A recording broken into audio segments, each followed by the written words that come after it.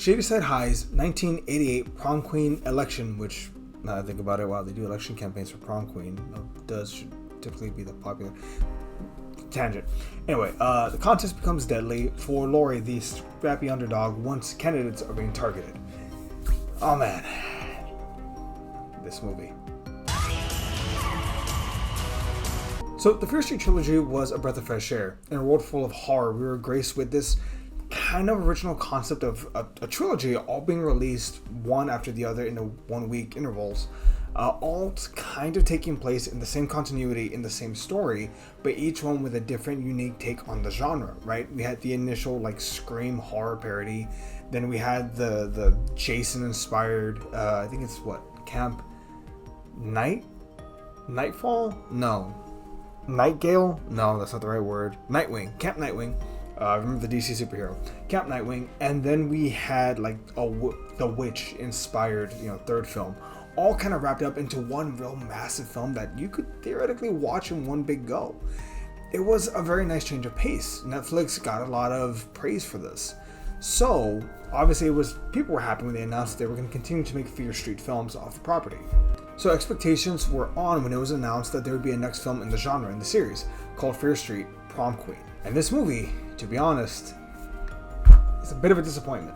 The issue isn't even that it follows the tropes it seems to want to exploit. That's not a bad thing. I want to be clear, the issue is not that this film goes down familiar territory. The whole idea of there being a slaughter on the way during prom isn't new. There have been several films that have been able to do it and walk that path and walked it well. The idea of the picked on poor girl is well known and an old trope.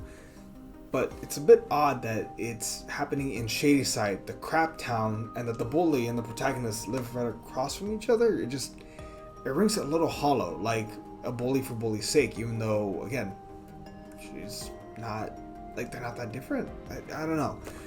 Anya Fowler is, I'm sure, a fine actress, but the character of Laurie Granger is given absolutely no teeth whatsoever. She has a crush on the popular boy that's with the popular girl. I've seen that a million times, and that's fine if you can do something interesting with it. For some reason, this frankly intelligent protagonist thinks that winning prom will change everything. Wait a minute, I sound like someone. I sound like Megan, Laurie's best friend, and I suspect in a draft that had more courage, maybe Laurie's love interest? Now, with the killer on the loose, most people don't even realize that the slaughter is taking place until more than halfway through the film, which might seem plausible, but at the same time, that does rob us of a lot of tension going on throughout the entire film. If there's a killer right from the beginning and everyone's suspicious, then all of a sudden, we have some tension there. We have something to work with. Now, the fact that the killer is not discovered until halfway through the film may have been fine if we had a more interesting protagonist instead of it being Laurie. The gore and kills in this movie are fine, but after seeing Bloodlines, this movie needed more to stand out somewhere. And if not the kills, then the killer, but even then they still fall short. Spoiler, but the killers are a mother and father who wanted to ensure that their daughter would become prom queen, which, that's fine, but I think we could have done better. Seriously, the fixes in this movie are easy, but I doubt Netflix had the balls to play into them.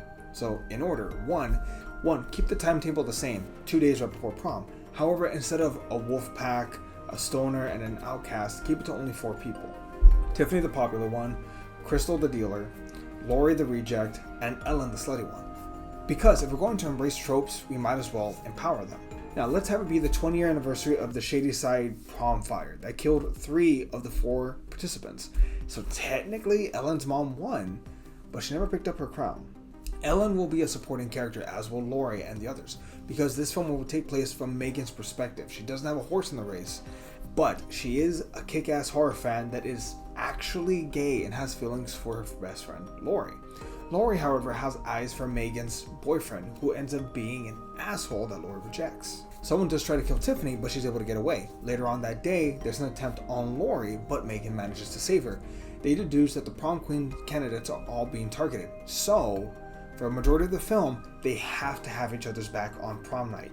There being an uneasy alliance among the girls to have each other's backs in case the killer shows up. Now, I do hear the criticism of this potential storyline being, well, if we're not killing any of the prom queen participants, how do we have a high body count? To which my response is, we have plenty of cops, security guards, teachers, and a vice principal. We break it down until all the adults are dead. and it's up to the prom queens to solve the problem and survive. In the end, it's discovered that it was the principal because she wanted to purify the students and saw that the only way she could do that would be to put fear in them. Plus, anyone who's worked at a high school for more than 10 plus years, they'd probably want to take a shot at some of the students. And all the teachers that would be watching that version of the film would think, she has a point. Along with Laurie figuring out that she's actually bisexual and has feelings for Megan, we can have Tiffany break up with her jerk-ass boyfriend and they can all go forward as friends, well, a couple and a friend, and go forward from there. Now look, is this rewrite perfect? No, but it's a lot better than the crap that you're going to end up getting. If Bloodlines is a Michelin star omelet, then this is burnt eggs with no seasoning. A 2 out of 10 because it has wasted potential, the worst possible thing that it can do.